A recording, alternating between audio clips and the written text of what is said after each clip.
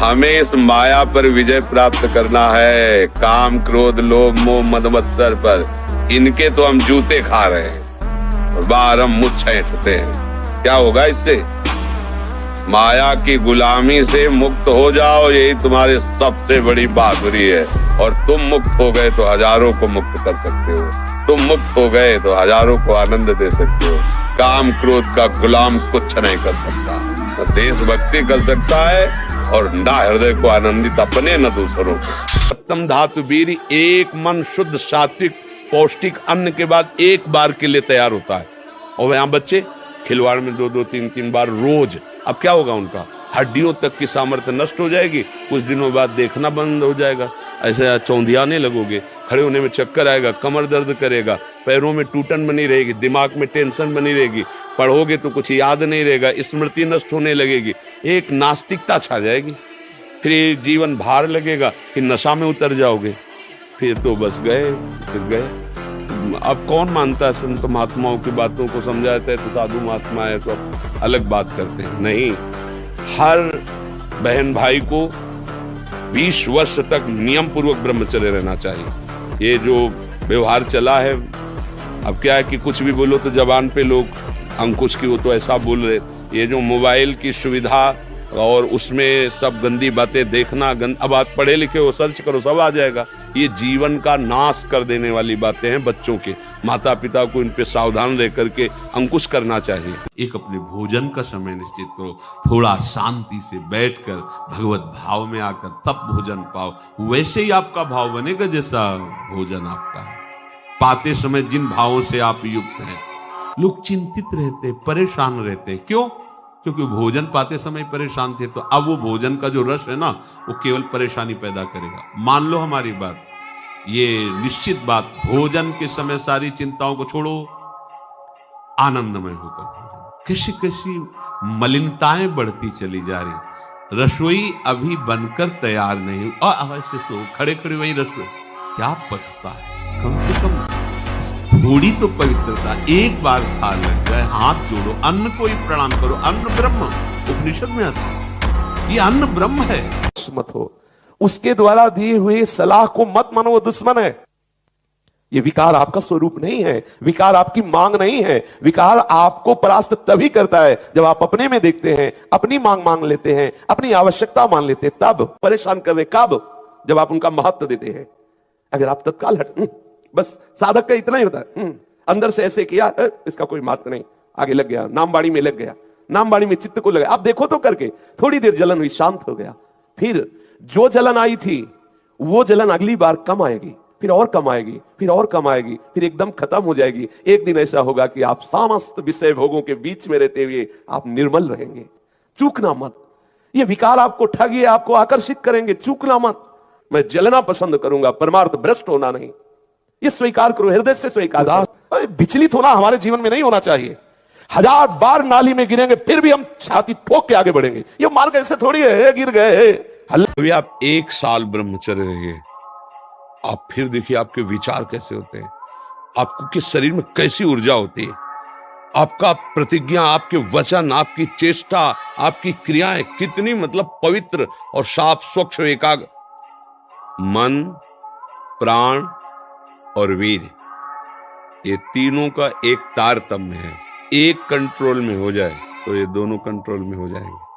अगर आपका ब्रह्मचर्य हीन जीवन है किसी भी क्रियाओं से, मतलब अधिक वासना और मन गंदा और चंचल होगा, तो आपका ब्रह्मचर्य ठीक है। स्वाभाविक बिना प्रयास के आपका मन एक शीतल, एक गंभीर, एक शांत, जहां लगाना चाहो एकदम तुरंत लग जाएगा। अभ्यास और ब्रह्मचर्य, प्राणों का संयमन, मन का एकाग्र होना, ब्रह्मचर्य ठीक रहना, तीनों का तारतम्य है। सब बच्चे सावधानी से सुनो। देखो, यौवन अवस्था में, वर्तमान में शरीर होने पर हर साधक साधिका को चाहिए, अगर गृहस्थ में नहीं जाना तो परस्पर स्त्री पुरुष के आकर्षण से सर्वतोभावेन बचना है। किसी भी प्रकार से अपने ब्रह्मचर्य को नष्ट नहीं होने देना है। पूर्वजों में पहले यह था कि हमारा धर्म नहीं जाना चाहिए चाहे प्राण चले जाए।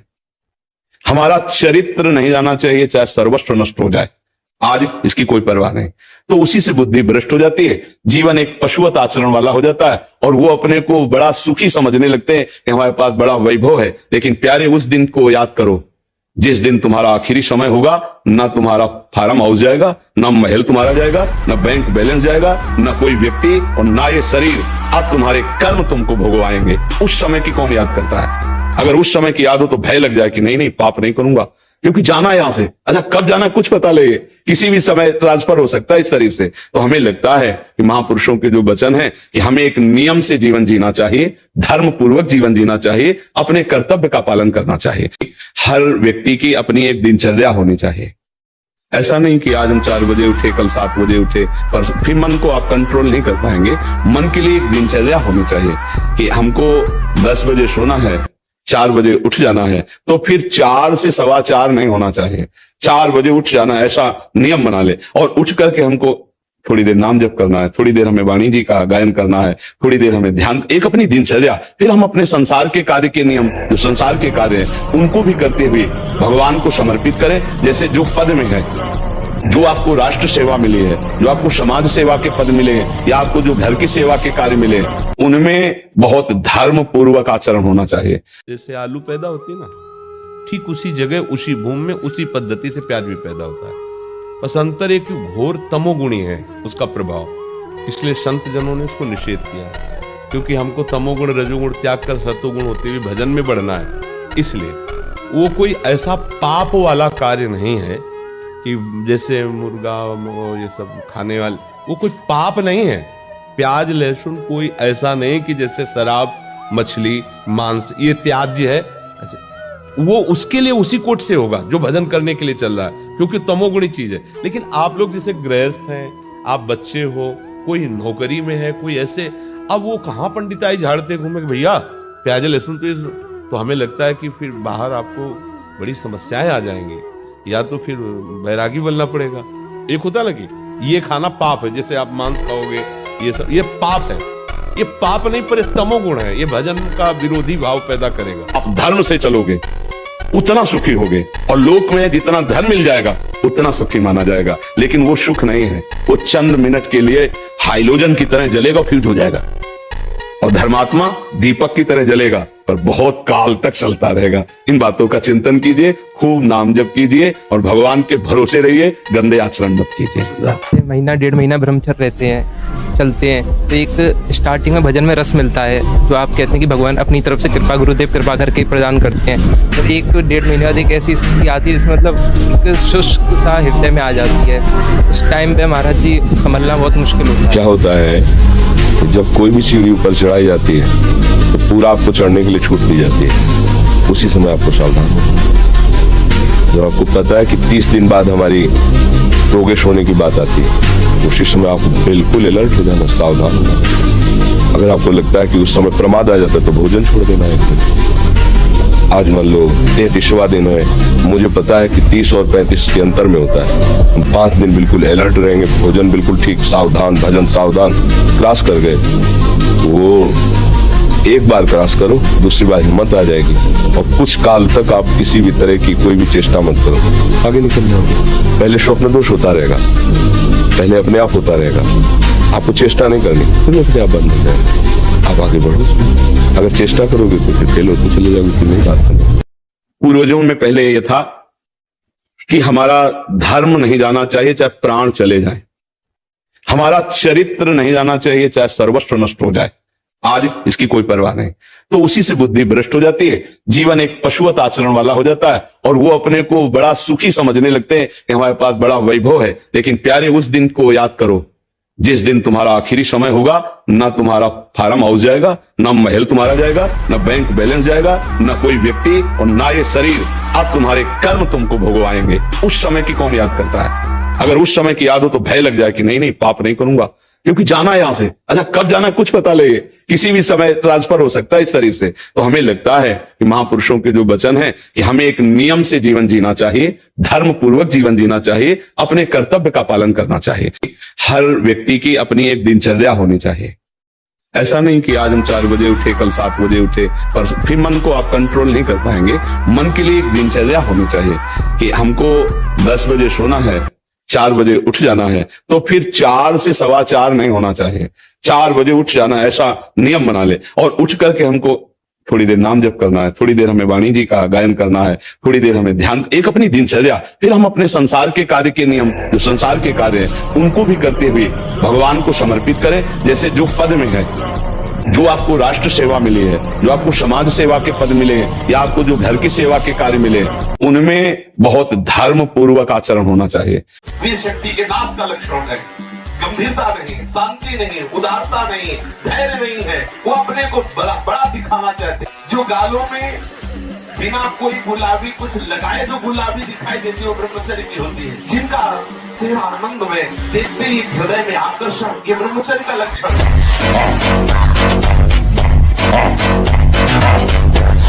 अगर आप 5 वर्ष ब्रह्मचर्य में केवल इसलिए कि जो हमारी संतान हो वो बहुत देशभक्त, हरिभक्त, बलवान, विद्वान, ज्ञानवान हो, और आप नियम से दोनों भजन करो, और 5 वर्ष बाद गर्भाधान करके संतान उत्पत्ति के शास्त्र सिद्धांत अगर वो महापुरुष न पैदा हो तो बताना। प्रभु जी, मेरा प्रश्न ये है कि क्या हम अपने दिमाग को इतना तेज कर सकते हैं कि कोई भी चीज को एक बार सुने फिर उसे कभी ना भूलें? ब्रह्मचर्य, ये ब्रह्मचर्य से हो सकता है, और तो इतनी सामर्थ्य नहीं है।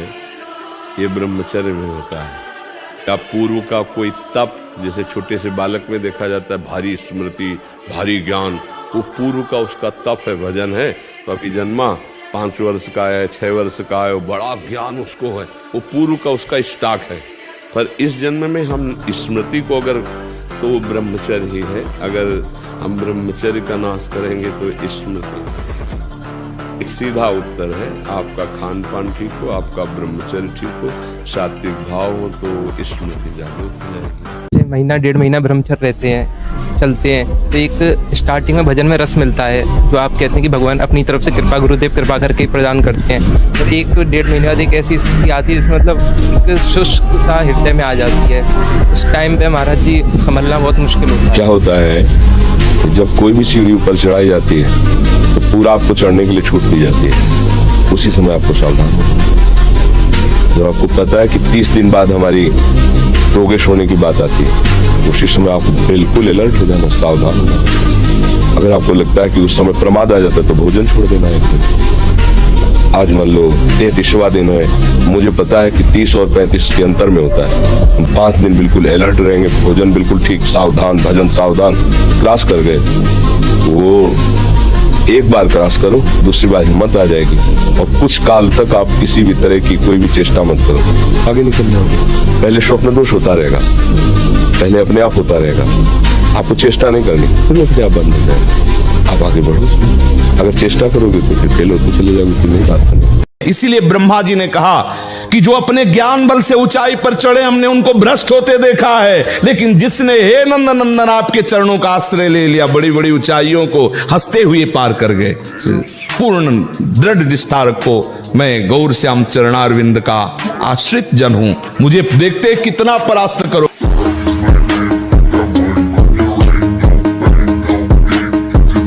सच्ची मानना, सच्ची मानना। जिसु का कोई भी सुंदर भोग इतनी ताकत नहीं रखता कि मन से भी भोगने की इच्छा आ जाए। शरीर की तो बात जाने दो, मन से भी भोगने की नहीं रखता। उनके बल से कह रहा हूं, उनके बल से कह रहा हूं, उनके द्वारा दी हुई शांति से कह रहा हूं, उनके द्वारा दी हुई शीतलता से कह रहा हूं। देखा है इसमें काम, देखा है क्रोध, देखा है इसमें, देखा है विकलता देखी है भोगों की, और इसमें कृष्ण कृपा भी देखी है। इस हृदय में, इसी हृदय में, इसी जन्म में देखा है। इसीलिए कहता हूं बिल्कुल निश्चिंत रहना। आज भी तुम्हारा हर मैसेज डिलीट हो रहा है, तुम आगे बढ़ रहे हो, और जब वहां पहुंच जाओगे जहां पहुंचना है, सच्ची कहता हूं, सच्ची कहता हूं, जिन विषयों के लिए हृदय मचल जाता था, उन विषयों के सानिध्य में स्मरण भी नहीं आता कि ये भोगने की चीज है, ये सुख लेने की चीज है। सच्ची मान लेना। कहता हूं आप ऐसे निराश मत होना कि इतने दिन हो गए अब भी काम आता है। एक दिन वो समय आएगा कि तुम ऐसे छाती ठोक के कहोगे कि किसी की ताकत नहीं कि हिला दे। अगर आप 5 वर्ष ब्रह्मचर्य में केवल इसलिए कि जो हमारी संतान हो वो बहुत देशभक्त, हरिभक्त, बलवान, विद्वान, ज्ञानवान हो, और आप नियम से दोनों भजन करो, और 5 वर्ष बाद गर्भाधान करके संतान उत्पत्ति के शास्त्र सिद्धांत अगर वो महापुरुष न पैदा हो तो बताना।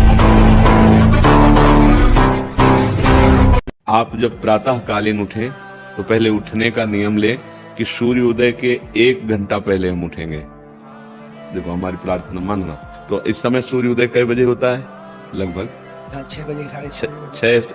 आप 5 बजे उठ जाइए और उठ करके सबसे पहला कार्य कीजिए, पृथ्वी के चरण स्पर्श कीजिए, भूमि के चरण स्पर्श कीजिए। और फिर आप जिस आसन पर बैठे हैं, देखो ध्यान से हमारी तरफ सुनना, जिस आसन पे बैठे हैं, जिस पे शयन किए थे, जिस सैया पर सोए थे, पृथ्वी को प्रणाम करने के बाद उसी सैया में 5 मिनट केवल बैठ जाइए और 5 मिनट बैठकर 5 संतों का नाम ले लीजिए।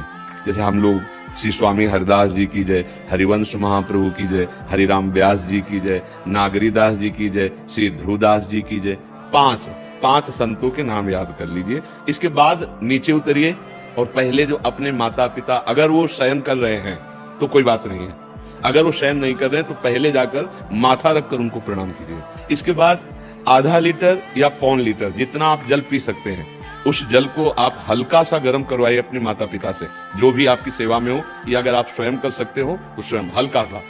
अगर 500 ग्राम पी जाए तो और अच्छी बात है, और इससे ज्यादा पी जाए तो अच्छी बात है। वज्रासन में बैठना आता है? वज्रासन जानते हो आप लोग? देखो वज्रासन, वो देखो बैठ रहे हैं, ये दोनों पैरों का ऐसे करके। इसमें इससे बैठकर जल पिया जाए, ये आपके ब्रह्मचर्य की रक्षा करेगा, कब्ज नहीं होने देगा और आपके मस्तिष्क की गर्मी को ठंडा करेगा। ऐसे वज्रासन में बैठकर धीरे धीरे 5 या 10 मिनट में जल पिया जाए, एकदम ना पिया जाए। गिलास में लेकर के 500 ग्राम जल धीरे धीरे इसको पिया जाए। फिर इसके बाद आपको 100-200 कदम टहलना है। फिर इसके बाद आप शौच जाइए। शौच अगर आपका पेट साफ हो जाता है, अगर नहीं साफ होता है, कोई ऐसी परेशानी लगती है, तो 1 चम्मच ईशबगोल की भूसी और छोटी हर का आधा चम्मच अगर रात्रि में दूध से या पानी से ले ले तो वो बार बार शौच नहीं लगाएगा, पर आपकी आंतें साफ हो जाएंगी। शौच जाने के बाद स्नान करें और फिर तुरंत, अगर आपको व्यायाम आता है तो करे, नहीं तो सीधा सरल बात होती है, 20 बार बैठ जाए बैठक और 10 बार लेटने वाली दंड। और इसके बाद जो अनुलोम विलोम, जो इसे खींचे इसे छोड़ दे, इसे खींचे इसे छोड़ दे, इसके बाद दोनों हाथ ऐसे करके 7 बार ऐसे कर, सीधा खींचे और सीधा छोड़ दे। इतना ही तुम्हारे लिए प्राणायाम की आवश्यकता है। अब अपनी दिनचर्या में लग जाए। जो पढ़ाई का कार्य दिया गया है, आगे तुम्हें और भजन की बात हम नहीं कह रहे, जो पढ़ाई का कार्य दिया गया है वो भगवान की ही पूजा है। आपकी दिनचर्या जो आपको अपने गुरुजी या टीचर जी को जाके प्रमाणित करनी है, कल जो पढ़ाई गई थी आज के लिए, वो आप सुबह सुबह उस समय व्यायाम के बाद, तो आप देखना आपकी स्मृति बहुत प्रवीण हो जाएगी। आपको जो चाहिए वो मिल जाएगा, पक्का मिल जाएगा। हमारा विश्वास है, हमारा अनुभव है, जो चाहिए वो मिल जाएगा। जो चाहिए, कर तुम अकर तुम मन था कर तुम सर्व समर्थ, ऐसे चमत्कार तुम्हारे जीवन में होंगे कि तुम आश्चर्यचकित हो जाओगे। केवल भगवत नाम का आश्रय ले लो, कृष्ण कृष्ण बोलो, राधा राधा बोलो, आप खुद देख क्या चला जाता है। अंदर ही अंदर मनन करते रहो, बाहर से खूब काम करते रहो, क्या परेशानी होनी। और अगर विजय ना हो जाए तो मैं बता, धन सच्ची कहते हैं तुम ऊब जाओगे कि भगवान बंद कर दो धन देना, सच्ची कह रहे हैं।